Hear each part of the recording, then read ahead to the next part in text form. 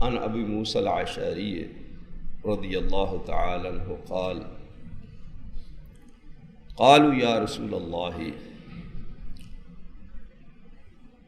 ای الاسلام افضل قال من سلم المسلمون من لسانہ و یدہ رواہ البخاری۔ وعن عبد اللہ بن عمرو بن العاص رضی اللہ عنہما قال سئل رسول اللہ صلی اللہ علیہ وسلم ای الاسلام خیر قال تطعم الطعام وتقرأ السلام على من عرفت ومن لم تعرف رواہ البخاری۔ میرے بھائیو اور دوستو، جیسا کہ ہم نے گزشتہ خطبہ جمعہ سے پہلے خطبہ میں اس آیت مبارکہ کی روشنی میں اسلام کے متعلق کہ اسلام کیا ہے اور جو اللہ تبارک و تعالیٰ اہل ایمان سے مطالبہ کر رہا ہے کہ اسلام میں پورے کے پورے داخل ہو جائے، اس کے ایک پہلو کو بیان کیا تھا کہ اسلام ارکان خمسہ کا نام ہے، جس کا تعلق عبادات سے یا اللہ تبارک و تعالیٰ کے حقوق کے ساتھ، جسے ہم حقوق اللہ سے تعبیر کرتے ہیں۔ دوسرا پہلو جو آپ کے سامنے بیان کرنا چاہتے ہیں، جسے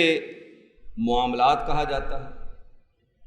یا حقوق العباد سے تعبیر کیا جاتا ہے، یہ دو ہی بنیادی چیزیں ہیں کہ اللہ تبارک و تعالیٰ کے حقوق اور اس کے بندوں کے حقوق۔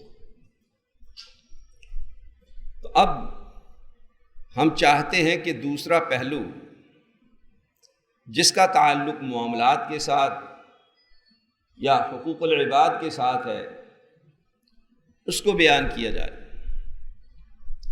اس سلسلے میں میں نے نبی اکرم صلی اللہ علیہ وآلہ وسلم کی دو احادیث آپ کے سامنے پڑھی۔ پہلی حدیث کے راوی ابو موسیٰ اشعری رضی اللہ تعالیٰ عنہ ہیں۔ فرماتے ہیں کہ رسول اللہ صلی اللہ علیہ وآلہ وسلم سے لوگوں نے سوال کیا کہ سب سے افضل اسلام کیا ہے؟ تو آپ صلی اللہ علیہ وآلہ وسلم نے فرمایا سب سے افضل اسلام یہ ہے کہ مسلمانوں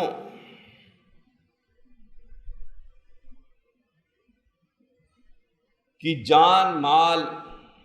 عزت، دیگر اشیاء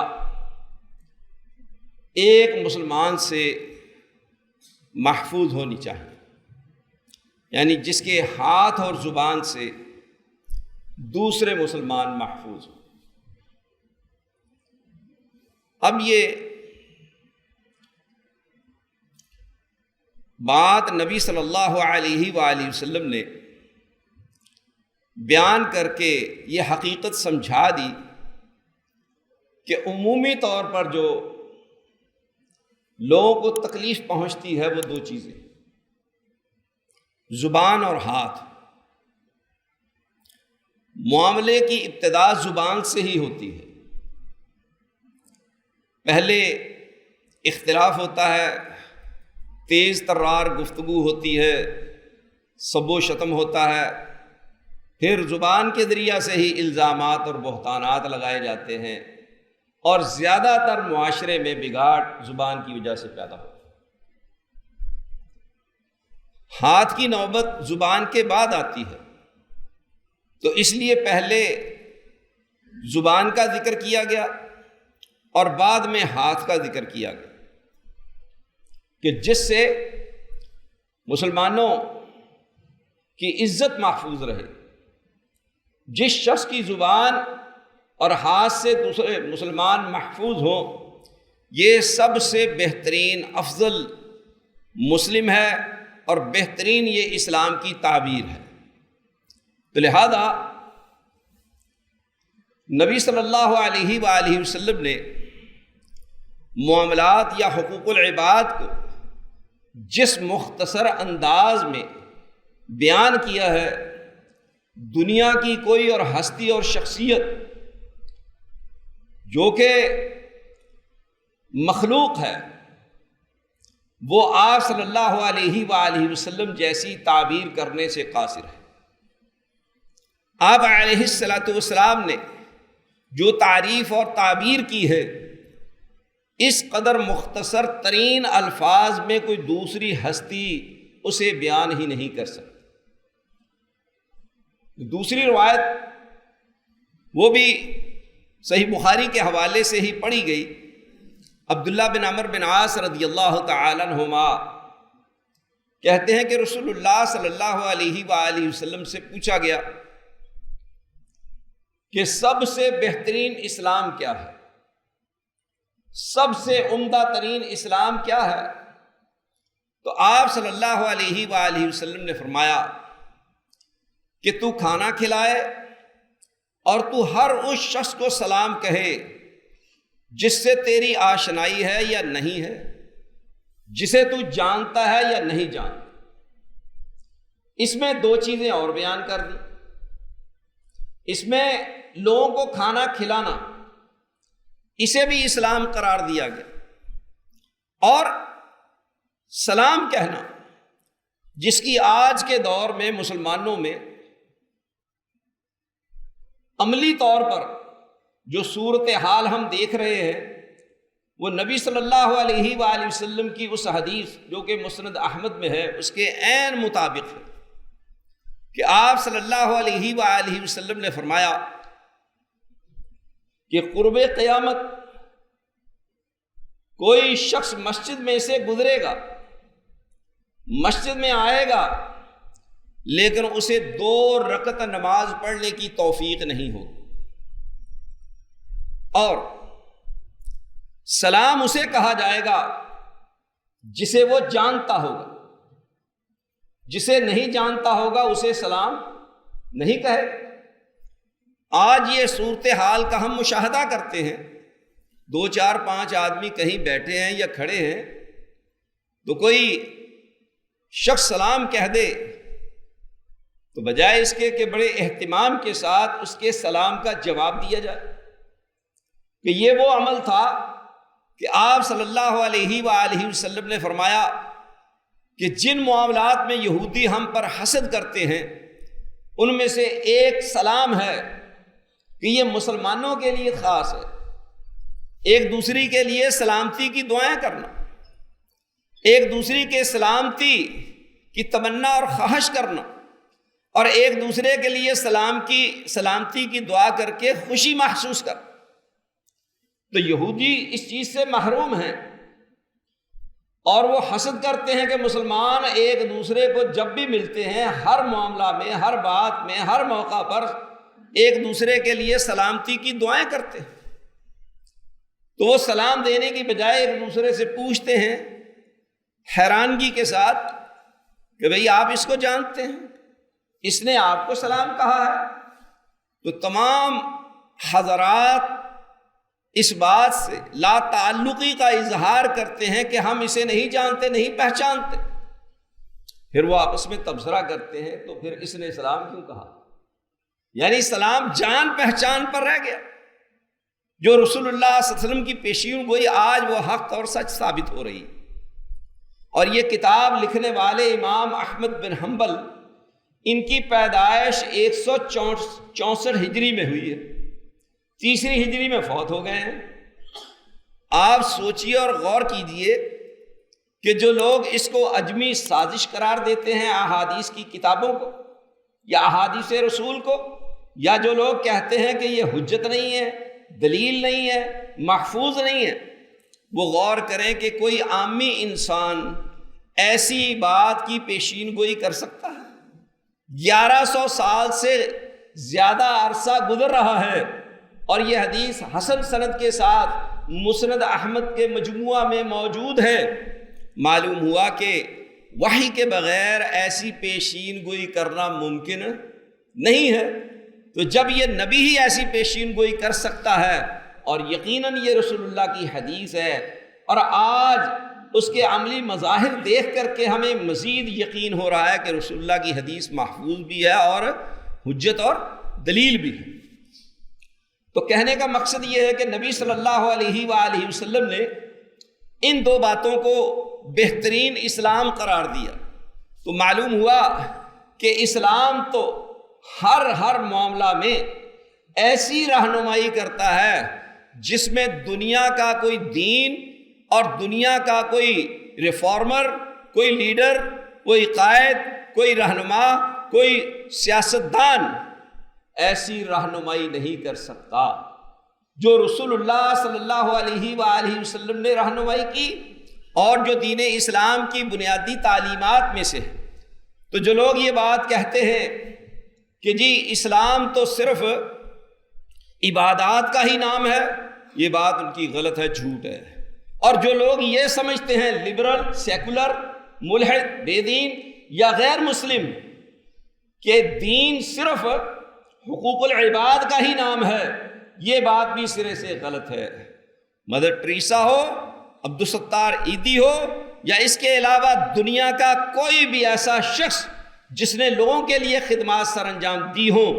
اگر وہ دین اسلام کی بنیاد سے ناواقف ہے اور عبادات کا وہ اہتمام نہیں کرتا، ارکان خمسہ پر عمل نہیں کرتا، وہ کتنا ہی بڑا دنیا میں سوشل ورکر کیوں نہ ہو، اس کی اللہ تبارک و تعالیٰ کے ہاں کسی قسم کی کوئی قدر و قیمت نہیں ہے، نہ اس کے اعمال کی، نہ اس کی تحریک کی، نہ اس کی NGOs کی، نہ اس کی محنت اور کوشش کی۔ اگر وقت اور ویلیو ہے تو ایک شخص بنیادی طور پر جو مسلم ہے اور ارکان اسلام کی پابندی کرنے والا ہے تو اس کے لیے لازم اور ضروری ہے کہ وہ عبادات کا بھی اہتمام کرے اور معاملات کا بھی اہتمام کرے۔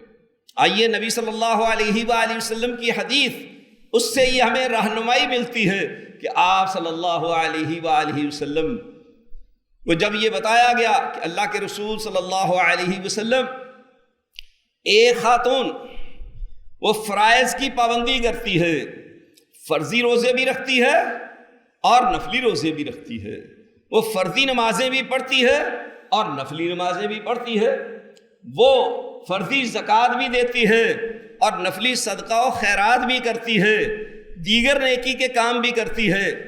لیکن اس کی زبان سے اس کے محلے والے، پڑوس والے محفوظ نہیں ہے۔ تو آپ صلی اللہ علیہ وآلہ وسلم نے اس کے باوجود فرمایا ہی فی النار، وہ جہنم میں۔ دوسری عورت کے متعلق کہا گیا، اللہ کے رسول صلی اللہ علیہ وسلم، یہ عورت فرائض کی ہی پابندی کرتی ہے، نفلی نماز نہیں پڑھتی، زیادہ عبادت نہیں کرتی، یہ فرضی زکوٰۃ دیتی ہے، نفلی صدقہ و خیرات نہیں کرتی، یہ فرضی روزے رکھتی ہے، نفلی روزے نہیں رکھتی، لیکن اس کے محلے والے، اس کے پڑوس والے اس کی زبان سے محفوظ ہیں، ان کی عزت، ان کی جان محفوظ ہے اور وہ لوگ اس سے راضی ہیں، اس کے حسن سلوک سے خوش ہیں۔ تو آپ صلی اللہ علیہ وآلہ وسلم نے فرمایا ہی فی الجنہ، یہ جنت میں۔ پہلے کیا چیز بیان کی گئی؟ اس کی عبادات، عبادات کے ساتھ ساتھ معاملات بیان کیے گئے۔ معلوم ہوا کہ اگر کوئی شخص فرائض کی ہی پابندی کرتا ہے، نوافل کا اہتمام نہیں کرتا، تو اس کے ساتھ ساتھ وہ بندوں کے حقوق ادا کرتا ہے تو وہ شخص جنت میں داخل ہوگا۔ اور جو شخص فرائض کے ساتھ اضافی کام بھی کرتا ہے، نوافل کا بھی اہتمام کرتا ہے، لیکن مسلمان اس کی زبان سے، اس کے ہاتھ سے محفوظ نہیں ہے، تو آپ صلی اللہ علیہ وسلم نے فرمایا کہ وہ جہنم۔ وہی پہلی حدیث جو ہم نے آپ کے سامنے پڑھی کہ آپ صلی اللہ علیہ وآلہ وسلم نے فرمایا المسلم من سلم المسلمون من لسانہ ویدہ، حقیقی مسلم وہ شخص ہے کہ جس کے ہاتھ اور زبان سے دوسرے مسلمان محفوظ ہیں۔ تو یہ معاملات، اخلاقیات، حقوق العباد جس پیرائے میں نبی صلی اللہ علیہ وآلہ وسلم نے بیان کیے ہیں، کوئی دوسرا شخص بیان کر سکتا ہے؟ آئیے ذرا ایک اور حدیث آپ کے سامنے بیان کرتے ہیں جس سے اکثریت غافل ہے۔ اس بات کا تو بچے بچے کو علم ہے کہ سود حرام ہے اور کبائر میں سے ہے، کبیرہ گناہوں میں سے ہے، اور نبی اکرم صلی اللہ علیہ وآلہ وسلم نے سود کی سنگینی کو بیان کرتے ہوئے فرمایا، سنو ابن ماجہ کی روایت، کہ سود کے گناہ کے 73 درجات ہیں۔ سب سے ادنا درجہ، سب سے ادنا گناہ، سب سے چھوٹا گناہ یہ ہے کہ انسان اپنی حقیقی ماں کے ساتھ زنا کرے۔ یہ سود کی سنگینی بیان کی، اور قرآن مجید نے بیان کیا کہ سود لینے والے، دینے والے، یہ اللہ اور اس کے رسول کے خلاف اعلان جنگ کرتے ہیں۔ آپ خود سوچیں، اتنا بڑا گناہ، اتنی بڑی سنگینی بیان کی گئی سود کی، لیکن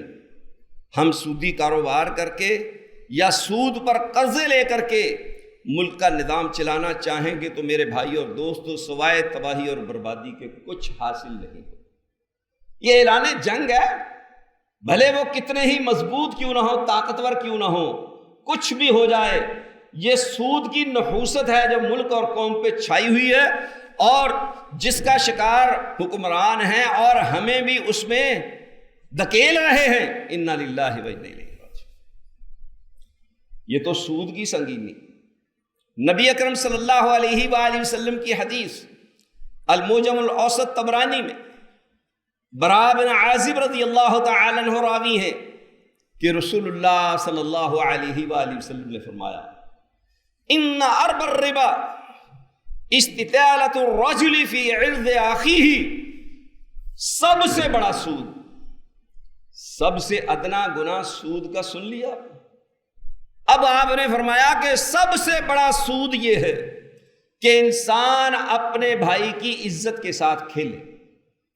اس کی آبرو ریزی کرے، اسے معاشرے میں بدنام کرے، اسے ذلیل و رسوا کرنے کی کوشش کرے، اس پر الزامات اور بہتانات لگائے اور اسے معاشرے میں ذلیل کرنے کے لیے مختلف ہتھ کنڈے استعمال کرے، اس زبان کے ذریعہ سے یا ہاتھ کے ذریعہ سے، کہ زبان سے بول کر کے اور ہاتھ سے انگلیوں سے یا قلم سے یا فیس بک پر یا سوشل میڈیا پر لکھ کر کے جو شخص ایسا کرتا ہے وہ سب سے بڑا سود کھانے کا ارتکاب کر رہا ہے۔ ایسی بات دنیا کا کوئی شخص بتا سکتا ہے؟ کسی نے کسی مسلمان کی عزت کے متعلق ایسی بات کہی؟ اور بھائیوں، کسی غیر مسلم کی عزت کے ساتھ کھیلنے کی بھی شریعت نے اجازت نہیں دی۔ مسلمان کی عزت تو بہت اہم ہے، کسی غیر مسلم کے ساتھ بھی آپ ایسا سلوک نہیں کر سکتے۔ اس کا مطلب یہ نہیں ہے کہ مسلمان کی عزت محفوظ رہے اور غیر مسلم کی عزت کے ساتھ کھیلا جائے، اس کی بھی اجازت نہیں ہے۔ یہ دین اسلام ہے۔ پھر آئیے ہم آپ کے سامنے نبی صلی اللہ علیہ وآلہ وسلم کی وہ حدیث بیان کرنا چاہتے ہیں جس کو محدثین کرام نے اسلام کا 1/3 یا 1/4 قرار دیا، کہ اس میں اسلام کا 1/3 1/3 بیان ہو گیا، اس پر عمل کر لیا جائے تو اسلام کے تیسرے حصہ پر عمل ہو گیا۔ انس رضی اللہ تعالی عنہ راوی ہیں، فرماتے ہیں کہ رسول اللہ صلی اللہ علیہ وآلہ وسلم نے فرمایا، لا یؤمن احدکم حتی یحب لأخیہ ما یحب لنفسہ، کہ تم میں سے کوئی شخص اس وقت تک حقیقی مومن نہیں ہو سکتا جو کچھ کہ وہ اپنی ذات کے لیے پسند کرتا ہے وہ اپنے بھائی کے لیے بھی پسند کرتا ہے۔ اس پر فیصلے ہوتے ہیں، اس پر معاشرے کی اصلاح ہوتی ہے، اس پر صحت مند اسلامی معاشرہ مارز وجود میں آتا ہے، اس سے ہمدردی اور خیر خواہی کے جذبات پیدا ہوتے ہیں، اس کے ذریعہ سے ہر شخص کی عزت، اس کی جان، اس کا مال محفوظ ہو جاتے ہیں۔ تو سوچئے اور غور کیجئے کہ آپ صلی اللہ علیہ وآلہ وسلم نے عالمگیر اور آفاقی تعلیم دی ہے، ایک چیز کو میں اپنے لیے پسند نہیں کرتا تو میں دوسرے کے لیے پسند نہ کروں، اسی طرح سے دوسرا شخص جو اپنے لیے پسند نہیں کرتا وہ میرے لیے بھی پسند نہ کرے، تیسرا شخص، چوتھا۔ آپ دیکھیں کہ اگر ہر شخص نبی صلی اللہ علیہ وآلہ وسلم کے اس فرمان عالی شان پر عمل کرے، معاشرہ میں کوئی اختلاف باقی رہے گا، کوئی جھگڑا باقی رہے گا، کوئی فساد، کوئی فتنہ؟ کوئی شخص جب یہ پسند نہیں کرتا کہ میری چغلی کھائی جائے، جب کوئی شخص یہ پسند نہیں کرتا کہ میری غیبت کی جائے، کوئی شخص اس بات کو پسند نہیں کرتا کہ میری آبرو ریزی کی جائے، میرے ساتھ جھوٹ بولا جائے، میرے ساتھ دھوکہ کیا جائے، میرے ساتھ دغا کیا جائے، یا میری عزت پر حرف آئے، یا اسی طرح سے کوئی شخص اس بات کو پسند نہیں کرتا کہ اس پر کوئی الزام یا بہتان لگایا جائے، کوئی شخص کسی بھی غلط چیز کو، ناپسندیدہ کام کو اپنی ذات کے لیے پسند نہیں کرتا، وہ چاہتا ہے کہ میری عزت، میری جان، میرا مال ہمہ قسم کے شر سے محفوظ رہے۔ جب میں چاہتا ہوں کہ میرا سب کچھ محفوظ رہے تو میں دوسرے مسلمان بھائی کی ہر چیز کو محفوظ کرنے کی کوشش کروں تو نتیجہ کیا ہوگا؟ معاشرے میں سدھار آئے گا، امن پیدا ہوگا، اختلافات ختم ہو جائیں گے، بھاری چارہ قائم ہو جائے گا، بھائی چارہ قائم ہوگا، محبت اور الفت کے جذبات پروان چڑھیں گے۔ یہ تو نبی صلی اللہ علیہ وآلہ وسلم نے ایمان والوں کے متعلق بیان کیا۔ میں کہتا ہوں کہ اگر اس بات کو ساری دنیا کے لوگ اپنا لیں، یہودی ہوں، عیسائی ہوں، مسلم ہوں، غیر مسلم ہوں، ہندو ہوں، سکھ ہوں، دہریہ ہوں، کمیونسٹ ہوں، کسی دین کے ماننے والے ہوں یا کسی دین کے نہ ماننے والے، ہر شخص جو اپنی ذات کے لیے پسند نہیں کرتا وہ دوسرے کے لیے پسند نہ کرے تو نتیجہ کیا نکلے گا؟ دنیا میں اختلافات ختم ہو جائیں گے، مٹ جائیں گے، دنیا امن کا گہوارہ بن جائے گی۔ جو چاہتے ہیں کہ دنیا میں امن و امان قائم ہو وہ یہ طریقہ رسول اللہ صلی اللہ علیہ وسلم نے بتایا، لیکن برا ہو اس نظام جمہوریت کا جس کے ذریعہ سے حکومت بنائی جاتی ہے، حاصل کی جاتی ہے، اس کا بنیادی ڈھانچہ ہی یہ ہے، اس میں جو بنیادی حسن بیان کیا جاتا ہے کہ حزب اقتدار بھی ہونی چاہیے اور حزب اختلاف بھی ہونی چاہیے، اور پھر حکومت لینے کے لیے اور حکومت گرانے کے لیے ہمہ قسم کے اعتراضات، اختلافات، بہتانات، الزامات لگائے جا سکتے ہیں اور لگائے جاتے ہیں۔ آپ دیکھ لیں کہ جب انتخابات ہوتے ہیں تو انتخابات کے دنوں میں ایک دوسرے پر جو کچھ کیچڑ اچھالا جاتا ہے، جو الزامات اور بہتانات لگائے جاتے ہیں، جس طریقے سے ایک دوسرے کو بدنام کرنے کی کوشش کی جاتی ہے، اور دوسری طرف اسلام کی تعلیم ہے کہ کسی کے متعلق زبان سے کوئی ایسی بات نہ کہو جس سے اسے تکلیف پہنچے، جو اللہ تبارک و تعالیٰ کی ناراضگی کا باعث ہو۔ اسلام اس کی اجازت ہی نہیں دے رہا۔ اسلام کہہ رہا ہے کہ جو چیز تو اپنے لیے پسند نہیں کرتا وہ اپنے بھائی کے لیے بھی پسند نہ کر۔ اللہ اکبر۔ مسند احمد میں روایت ہے کہ ایک نوجوان نبی صلی اللہ علیہ وآلہ وسلم کے پاس آیا، اس نے آ کر کے اسلام قبول کی۔ اسلام قبول کرنے کے بعد اس نے کہا، اللہ کے رسول صلی اللہ علیہ وسلم، میں زنا کرنے کا رسیا ہوں، یہ نہیں میں چھوڑ سکتا۔ آپ صلی اللہ علیہ وآلہ وسلم نے فرمایا کہ ہم آپ سے چند ایک باتیں پوچھتے ہیں، اس کا جواب دو۔ آپ نے پوچھا کیا تو اس بات کو پسند کرتا ہے کہ تیری ماں کی کوئی آبرو ریزی کرے؟ وہ کہتا ہے میں بھی پسند نہیں کرتا، لوگ بھی پسند نہیں کرتے۔ کہا کہ تیری بیٹی؟ کہا میں پسند نہیں کرتا، لوگ بھی پسند نہیں کرتے۔ تیری بہن،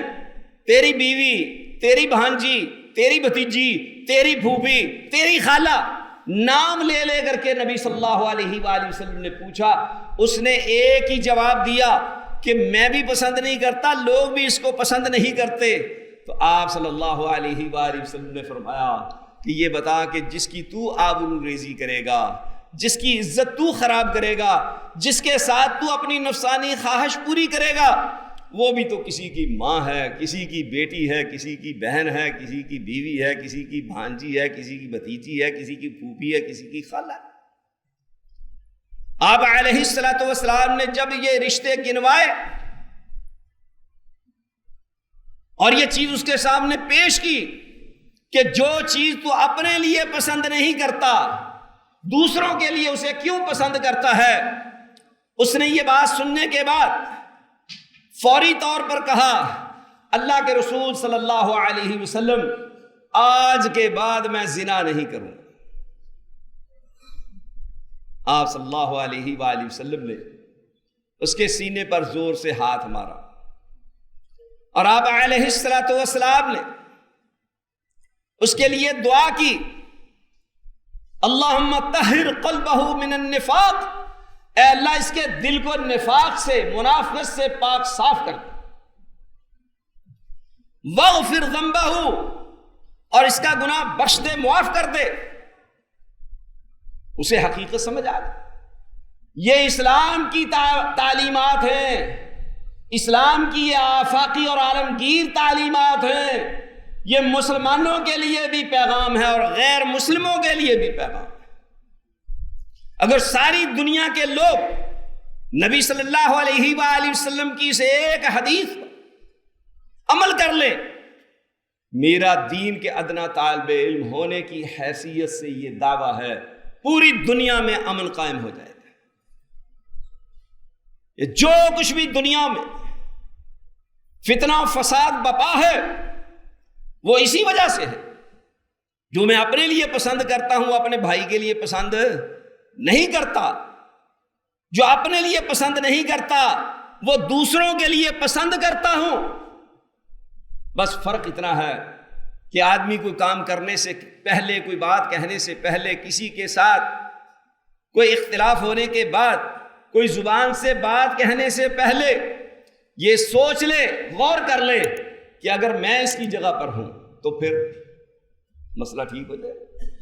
اختلافات مٹ جائیں گے، پھر یہ عدالتوں کچہریوں میں کیسز دائر نہیں ہوں گے، تھانے میں جا کر کے جھوٹی گواہیاں دینے کی ضرورت پیش نہیں آئے گی،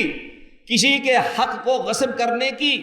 جرت نہیں ہوگی، سوچا نہیں جائے گا، یہ دنیا میں قبضہ مافیا ختم ہو جائے گا، یہ دنیا کے اندر جو کچھ منشیات کا کاروبار ہو رہا ہے وہ ختم ہو جائے گا، کیونکہ ہر شخص یہ چاہے گا کہ اگر میری اولاد نشہ میں مبتلا نہ ہو تو دنیا کے لوگ بھی نشہ میں مبتلا نہیں ہونے چاہیے، ان کو بھی محفوظ ہونا چاہیے۔ ہر شخص جب نبی صلی اللہ علیہ وآلہ وسلم کے اس فرمان علی شان پر عمل کریں گے تو پوری دنیا سے ہمہ قسم کی برائیاں ختم ہو جائیں گی، فتنہ و فساد ختم ہو جائے گا، محبت اور الفت کے جذبات پیدا ہو جائیں گے۔ اللہ اکبر۔ نبی صلی اللہ علیہ وسلم نے یہ معاشرہ تشکیل دیا، ایسا اسلامی معاشرہ مارز وجود میں آیا جس کے نتائج یہ برآمد ہوئے۔ پہلے تو آپ علیہ الصلوۃ والسلام نے دنیا میں ایک سب سے عظیم کارنامہ یہ سر انجام دیا، ہجرت کے بعد مہاجرین اور انصار کو آپس میں بھائی بھائی بنا دیا، مواخات قائم کر دی۔ اس پہ تفصیل کے ساتھ انشاءاللہ پھر کبھی اللہ نے توفیق دی تو بات کریں۔ لیکن آپ علیہ الصلوۃ والسلام نے جو کچھ بنیادی تعلیمات دیں، جس پر آپ صلی اللہ علیہ وآلہ وسلم بیعت لیا کرتے تھے، صحیح بخاری اور صحیح مسلم کی حدیث، جریر بن عبداللہ بجلی رضی اللہ تعالی عنہ کی روایت، فرماتے ہیں کہ بایعت النبی صلی اللہ علیہ وسلم علی اقام الصلاۃ و ایتاء الزکاۃ والنصح لکل مسلم، میں نے نبی صلی اللہ علیہ وآلہ وسلم کی بیعت نماز قائم کرنے، زکوٰۃ ادا کرنے اور ہر مسلمان کی خیر خواہی کرنے پر کی۔ اب آپ دیکھیں، دو چیزیں بیان ہوئی ہیں، نماز اور زکوٰۃ، اسلام کے دو رکن عبادات، قلبی جس کو دلی بھی کہہ سکتے ہیں، لسانی جس کو زبانی بھی کہہ سکتے ہیں، اور جسمانی یا بدنی، یہ تین عبادات کا تعلق نماز کے ساتھ ہے، اور چوتھی عبادت زکوٰۃ، مال کے ساتھ جس کا تعلق۔ آپ علیہ الصلوۃ والسلام نے بیعت لی نماز پر اور زکوٰۃ پر، اس کا تعلق حقوق اللہ کے ساتھ ہے، اور ہر مسلمان کی خیر خواہی کرنے کا تعلق حقوق العباد کے ساتھ ہے۔ تو اللہ تبارک و تعالیٰ کے رسول صلی اللہ علیہ وآلہ وسلم تو بنیادی طور پر ان چیزوں پر بیعت لیتے ہیں، اور امت کو یہ پیغام دینا چاہتے ہیں کہ آپ نے دونوں چیزوں پر برابر عمل کرنا ہے، اللہ کے حقوق بھی ادا کرنے ہیں اور اس کے بندوں کے حقوق کی بھی پوری رعایت رکھنی ہے، اس کو بھی ادا کرنا ہے۔ یہی جریر بن عبداللہ بجلی رضی اللہ تعالی عنہ، جن سے نبی صلی اللہ علیہ وآلہ وسلم نے بیعت لی ہے، یہ عظیم صحابی ہے، آخر میں مسلمان ہونے والے، لیکن ان کا جذبہ کیا ہے؟ نبی صلی اللہ علیہ وسلم کے متعلق بیان کرتے ہیں کہ میں جب بھی نبی صلی اللہ علیہ وآلہ وسلم کی خدمت میں حاضر ہوا، جب بھی آپ صلی اللہ علیہ وآلہ وسلم کے سامنے آیا تو آپ علیہ الصلوۃ والسلام مجھے دیکھ کر کے مسکرا دیے، مجھے دیکھ کر کے تبسم فرماتے تھے۔ یہ بازار میں اپنی ضرورت کے تحت گھوڑا خریدنے کے لیے جاتے ہیں، اور گھوڑا بیچنے والا اپنے حالات سے مجبور ہو کر کے اونے پونے داموں میں گھوڑا بیچ رہا ہے۔ اس سے پوچھا بھائی کتنی قیمت؟ اس نے کہا 300 درہم۔ ہمیں پتہ چل جائے نا کہ کوئی شخص اپنے حالات سے مجبور ہو کر کے گھر فروخت کر رہا ہے، دکان، زمین، کوئی اور چیز، تو ہم فرضی گاہک بنا کر کے بھیجتے ہیں اور قیمت کم لگاتے ہیں، اسے ڈیسائیڈ کرنے کی پوری کوشش کی جاتی ہے کہ وہ اس سے بھی نیچے آ کر کے ہمیں وہ چیز سستے داموں فروخت کر، ناجائز فائدہ اٹھایا جاتا ہے۔ اس نے بھی بیعت کی ہے، ہم نے بھی بیعت کی ہے، شہادتین کا اقرار کیا ہے نا ہم نے، تو شہادتین کا اقرار کرنے کے بعد ہم نے بھی یہ بیعت کر لی، ہم نے بھی یہ عہد و پیمان کر لیا۔ اللہ اکبر۔ ہمارے ہاں تو بددیانتی اور خیانت، آپ بازار میں کوئی چیز خریدنے کے لیے چلے جائیں، جو کچھ اوپر عین ترتیب کے ساتھ چناؤ کر کے رکھی گئی ہے وہ دکھانے کے لیے ہے، اور نیچے سارا کچرا ہے۔ اگر آپ کہیں یہاں سے دے دو تو وہ کہتے نہیں بھائی یہ تو دکھانے کے لیے، بیچنے کے لیے نہیں ہے۔ ہر کام میں 2 نمبری، انا للہ و انا الیہ راجعون، دھوکہ اور فراڈ۔ یہ جریر بن عبداللہ بجلی رضی اللہ تعالی عنہ معلوم کرتے ہیں کہ گھوڑے کی کیا قیمت مانگتے ہو؟ وہ کہتا 300 درہم۔ آپ فرماتے کہ نہیں، یہ 400 درہم میں خریدیں گے۔ اس کے کیا جذبات ہوں گے بیچنے والے کہ یہ میرے ساتھ مذاق کر رہے ہیں، جیسے ہم مذاق اڑاتے، تو تھوڑی قیمت مانگے یا زیادہ قیمت مانگ لی تو ہم نے کہتے تھوڑی مانگی اور مانگ، کہتے 400 درہم دیں گے، پھر فرماتے نہیں 500 دیں گے، 600، 700، آخر میں کہتے ہیں کہ 800 درہم دیں گے۔ غلام کو کہتے ہیں کہ اس تھیلی میں سے 800 درہم گن کر کے اس کو تھما دو۔ اس نے 800 درہم گن کر کے دے دی۔ فرمانے لگے آپ کو معلوم ہے کہ ہم نے ایسا کیوں کیا؟ فرماتے ہیں کہ میں نے رسول اللہ صلی اللہ علیہ وآلہ وسلم کے ہاتھ پر بیعت کی، بایات النبی صلی اللہ علیہ وسلم علی اقام الصلاۃ وایتاء الزکاۃ والنصح لکل مسلم، نماز قائم کرنے، زکوٰۃ ادا کرنے اور ہر مسلمان کی خیر خواہی کرنے پر رسول اللہ کی بیعت کی۔ فرمانے لگے اللہ کی یہ قسم، اگر یہ گھوڑا میرے پاس ہوتا تو میں اسے کبھی بھی 800 سے کم میں فروخت نہ کرتا۔ نبی صلی اللہ علیہ وسلم کا وہ فرمان جو ہم بیان کر چکے، انس رضی اللہ تعالیٰ عنہ کے حوالے سے کہ لا یؤمن احدکم حتی یحب لاخیہ ما یحب لنفسہ، کہ تم میں سے کوئی شخص اس وقت تک حقیقی مومن نہیں ہو سکتا جب تک کہ جو چیز اپنے لیے پسند کرتا ہے وہ اپنے بھائی کے لیے بھی پسند کرے۔ اس حدیث پہ بھی عمل ہو رہا ہے، اس پہ بھی عمل ہو رہا ہے، اور جو بیعت کی ہے اس پہ بھی عمل ہو رہا ہے، عہد و پیمان کو پورا کیا جا رہا ہے، عملی طور پر دنیا کو پیغام دیا جا رہا ہے کہ میں رسول اللہ صلی اللہ علیہ وسلم کا ماننے والا ہوں، میں آپ کا امتی ہوں، میں آپ کا صحابی ہوں، بتا دیا دنیا کو۔ اس روایت کو امام طبرانی نے اپنی المعجم الکبیر میں حسن سند کے ساتھ ذکر کیا۔ تو میرے بھائی اور دوست، عرض کرنے کا مقصد یہ ہے کہ آپ کسی بھی قسم کا کوئی چھوٹے سے چھوٹا مسئلہ، اس کا تعلق حقوق اللہ کے ساتھ ہو یا حقوق العباد کے ساتھ ہو، اس کی رہنمائی حاصل کرنے کے لیے کتاب و سنت کی طرف رجوع کریں، آپ کو مکمل رہنمائی ملے گی، اور کوئی ایسی بات نہیں ہوگی کہ جس میں کوئی بہام اور اشکال ہو اور اس کی آپ کو کتاب و سنت سے رہنمائی نہ ملے، اسلام آپ کو تعلیم نہ دے۔ اب جو لوگ کہتے ہیں کہ جی یہ صرف لوگوں کے ساتھ حسن اخلاق سے پیش آنا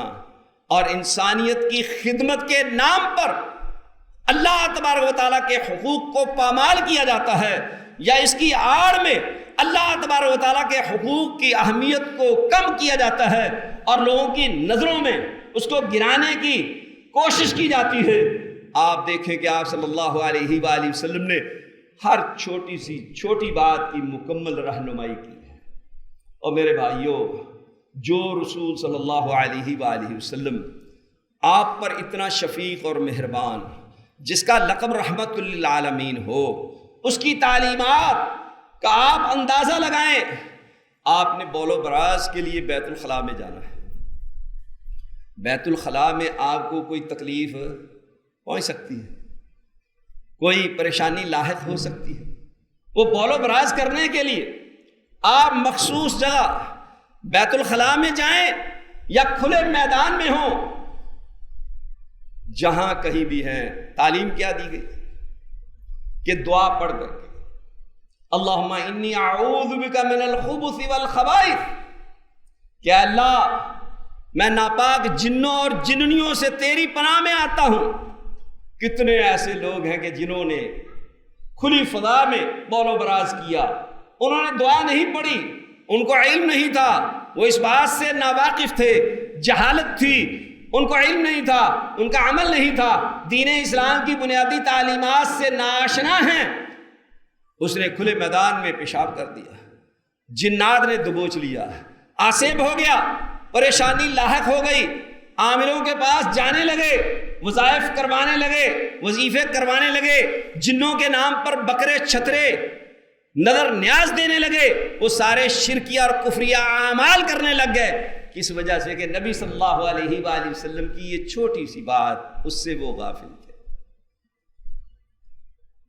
آپ بتائیں کہ یہ رسول مکرم، یہ رحمت للعالمین کی تعلیم جیسی دنیا میں کسی کی تعلیمات ہو سکتی؟ جس نے یہ تعلیم دی، اور دنیا کا کوئی لیڈر اور کوئی قائد یہ تعلیم نہیں دے سکتا کہ آپ بول و براز کرتے وقت اس طرح سے بیٹھے اور بیت الخلاء میں پہلے آپ کون سا پاؤں داخل کریں؟ بایاں پاؤں داخل کریں، اور نکلے تو دایاں پاؤں نکالیں۔ کسی نے یہ تعلیم نہیں دی، نہ وہ تعلیم دے سکتا ہے۔ یہ تعلیم دینے والی ہستی اور شخصیت اگر ہو سکتی ہے تو وہ اللہ کا نبی ہی ہو سکتا ہے صلی اللہ علیہ وسلم۔ تو ہمارا عرض کرنے کا مقصد کہ نبی صلی اللہ علیہ وآلہ وسلم نے ہر معمولی سے معمولی بات کی مکمل رہنمائی کی۔ آئیے ذرا ایک اور بات جس پر آپ صلی اللہ علیہ وسلم نے فرمایا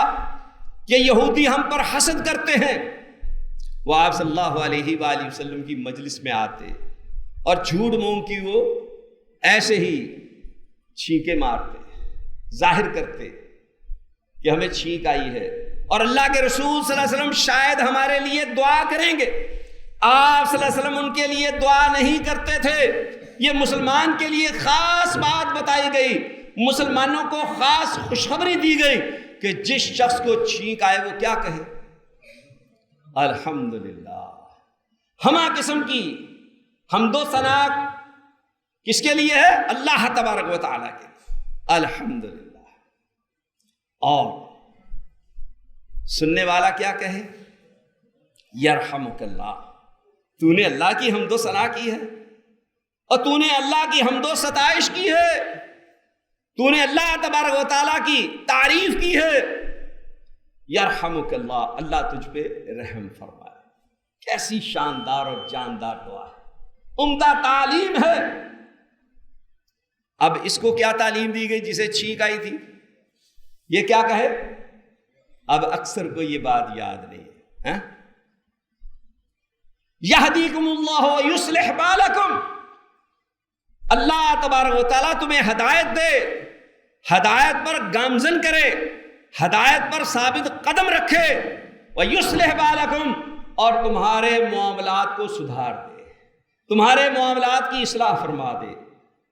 تمہارے معاملات درست کر دے۔ کوئی ہے دنیا میں ایسی تعلیم؟ یہ کلمات زبان سے ادا کرنے کا نتیجہ کہ ایک دوسرے کے لیے دعائیں کی جا رہی ہیں۔ یہودی اس بات پہ حسد کرتے ہیں کہ ہم اس چیز سے محروم ہیں، جو چیز مسلمانوں کو اللہ تبارک و تعالیٰ اور اس کے رسول صلی اللہ علیہ وآلہ وسلم نے بتائی اور اس کی تعلیم دی۔ تو میرے بھائی اور دوستو، جب ایک دوسرے کے متعلق یہ محبت، پیار، خلوص، ہمدردی، خیر خواہی کے جذبات ہوں، ایک دوسرے کے لیے دعائیں کی جائیں، پھر آپ مجھے بتائیں کہ کیا نتائج برآمد ہوں گے۔ صحیح مسلم کی حدیث کہ رسول اللہ صلی اللہ علیہ وآلہ وسلم نے فرمایا، جو شخص اپنے مسلمان بھائی کی عدم موجودگی میں اس کے لیے دعا کرتا ہے تو اللہ تبارک و تعالیٰ وہ سب کچھ سب سے پہلے اس دعا کرنے والے شخص کو عطا کرتا ہے۔ یہ حقوق العباد نہیں ہے؟ کوئی دنیا کی تنظیم ایسی تعلیم دیتی ہے یا دے سکتی ہے؟ ایسی بات بتا سکتی ہے؟ اور بھائی سویا ہوا ہے، اسے خبر بھی نہیں ہے، آپ رات کو اٹھتے ہیں اللہ کی توفیق سے، اس کی صحت کے لیے، اس کی تندرستی کے لیے، اور اس کی معاشی حالات کے پیش نظر کہ اللہ اس کے رزق میں برکت عطا فرما دے، اللہ اس کی پریشانیاں دور کر دے، اللہ اس کی اولاد کو نیک متقی پرہیزگار بنا دے، اللہ اس کے قرض اتار دے، اے اللہ اس کی بیماریاں دور کر دے، اے اللہ اس کی مشکلات اور پریشانیاں دور کر دے۔ دعا آپ اس کے لیے کر رہے ہیں، فرشتہ مقرر کر دیا اللہ نے جو کہہ رہا ہے کہ اللہ تجھے بھی عطا کرے، تجھے بھی عطا کرے، تجھے بھی عطا کرے، تجھے بھی عطا کرے۔ یہ ہے میرے بھائی اور دوستو اسلام، اس کا اللہ مطالبہ کرتا ہے ہم سے کہ یا ایھا الذین آمنوا ادخلوا فی السلم کافہ، اے ایمان والو اسلام میں پورے کے پورے داخل ہو جاؤ، ولا تتبعوا خطوات الشیطان، اور شیطان کے قدموں کی پیروی نہ کرو۔ اب کتاب و سنت کی تعلیم کے علاوہ جو کچھ عمل کیا جاتا ہے، اپنی خواہشات، من مرضیاں، جو کچھ معاملات ہوتے ہیں، وہ کس کی تعلیمات، وہ کس کا طور طریقہ ہے، کس کی پیروی کر رہے ہیں، کس کے پیچھے چل رہے ہیں؟ یہ قابل غور بات ہے۔ انہ لکم عدو مبین، یقیناً وہ تمہارا کھلا دشمن ہے۔ اور بھائیو، جو قوم اپنے دشمن کو نہ پہچان سکے وہ بھی کبھی کامیاب ہوئی، وہ بھی دنیا میں کبھی عزت پاتی ہے، کبھی کامیاب ہوتی ہے، کبھی فتح یابی حاصل کرتی ہے؟ نہیں میرے بھائیو، یہ مسلمان ایسی قوم ہے کہ جو اپنے کھلے دشمن کو اپنا رات دن دوست بنانے کے لیے پاپڑ بیلتی ہے، پیسے خرچ کرتی ہے، وقت صرف کرتی ہے، اور ہر چیز اپنی داؤ پہ لگاتی ہے کہ کسی طریقے سے شیطان ہمارا دوست بن جائے. اور بھائیو اس کی تعلیمات پر عمل کرنے کے لیے کتاب و سنت سے بغاوت کر کے جو کچھ کرتے ہیں وہ کیا ہے؟ وہ شیطان کو دوست بنانے کی محنت اور کوشش ہے. اللہ تبارک تعالیٰ سے دعا ہے کہ اللہ تبارک تعالیٰ مجھے اور آپ کو اپنی اصلاح کرنے کی توفیق عطا فرمائے. جہاں جہاں ہمارے اندر سستی اور کوتاہی ہے اسے دور کرنے کی توفیق دے. وآخر دعوانا الحمدللہ.